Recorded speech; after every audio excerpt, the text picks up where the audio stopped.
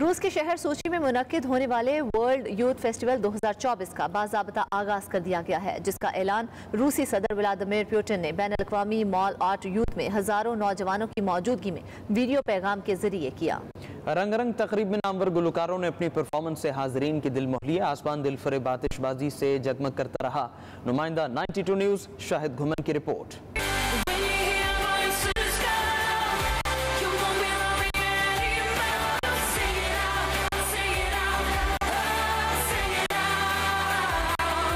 روس کے شہر سوچی میں منعقد ہونے والے ورلڈ یوتھ فیسٹیول 2024 کا باضابطہ آغاز۔ رنگا رنگ افتتاحی تقریب کا اعلان روسی صدر ولادیمیر پوتن نے بین الاقوامی مال آرٹ یوتھ میں ہزاروں نوجوانوں کی موجودگی میں ویڈیو پیغام کے ذریعے کیا۔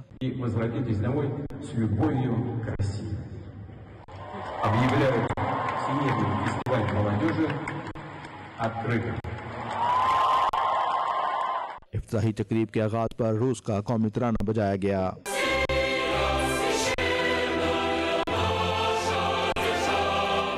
تقریب کی رونق ثقافتی رنگوں نے دوبالا کر دی، جس میں مختلف نامور گلوکاروں نے اپنے اپنے فن کا مظاہرہ کیا۔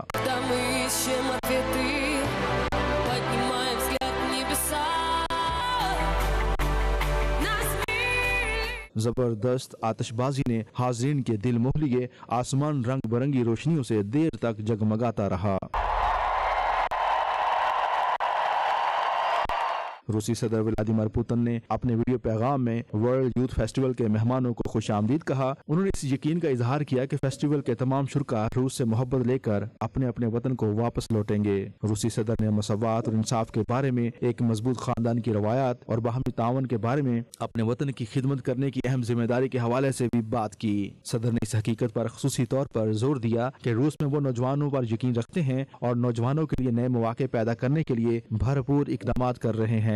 روسی صدر کی پرعزم اور مثبت تقریر پر حاضرین نے کھڑے ہو کر تالیاں بجائیں اور ان کا خیر مقدم کیا۔ صدر پوتن نے مزید کہا کہ دنیا بدل رہی ہے کیونکہ میں بدل رہا ہوں۔ روس کے لیے کثیر الاقوامی اتحاد سب سے بڑی قدر ہے، جو بڑی حد تک ان اصولوں کا تعین کرتا ہے جن کے ذریعے روسی ریاست اور معاشرہ آج زندہ اور ترقی کر رہا ہے۔ تقریب میں محبت کی لازوال داستان کا ایک خاکہ بھی پیش کیا گیا، جس میں الفاظ محبت، خواب، شکریہ روسی زبان میں نہ صرف ایسے الفاظ بن گئے جو شو کے دوران دوسرے ممالک کے مہمانوں نے بھی سیکھے۔ جدید ٹیکنالوجی سے تیار کردہ تقریب کے خوبصورت سیٹ نے تقریب کو چار چاند لگا دیے۔